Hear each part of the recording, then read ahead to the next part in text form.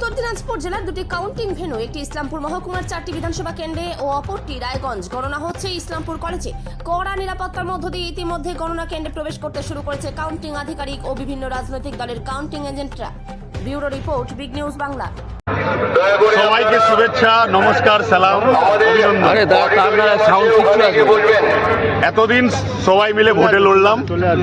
আজকে মানুষ যে রায় দিয়েছে সেই রায়ের আমরা প্রতিফলন দেখতে পাবো।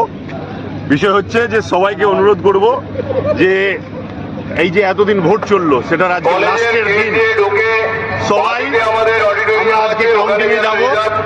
মানুষ যে রায় দিয়েছে সেটা সবাইকে মাথা পেতে নিতে হবে। মানুষের উদ্দেশ্যে একটাই কথা বলবো যে ভোটের পরে, ভোট পরবর্তী হিংসায় কেউ যাবেন না। একটা কথা সবসময় মনে রাখবেন যে দলেরই ক্যান্ডিডেটরা হোক না কেন, ক্যান্ডিডেটগুলো কেউ মারপিট করবে না ভোটের পরে, তারা খুব আরামে থাকবে।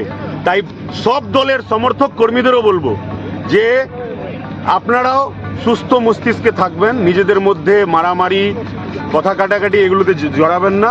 মানুষ যাকে রায় দিয়েছে সেই রায় নিয়ে মানুষকে মাথা পেতে নিতে হবে, এটুকুই বলার। স্বামী বাবু, বলছি যে প্রতি বছর আপনি ইলেকশনের সঙ্গে যুক্ত থাকেন, এবছর আপনি নিজে ক্যান্ডিডেট হয়েছেন, কি আলাদা দেখতে পাচ্ছেন ইলেকশন কমিশনের পক্ষ থেকে, বিশেষ করে কাউন্টিং এর ক্ষেত্রে? বিষয়টা হচ্ছে যে বিগত পঞ্চায়েত ইলেকশন বলুন, লোকসভা বলুন বা বিধানসভা বলুন, পিছনে এটাতে যেটা একটা পজিটিভ দিক লক্ষ্য করা গেছে যে রক্তপাতহীন ইলেকশন হয়েছে, হিংসার ঘটনা প্রায় খুবই কম। তো এটা একটা পজিটিভ দিক গণতন্ত্রের জন্য, এটা যেন বজায় থাকে।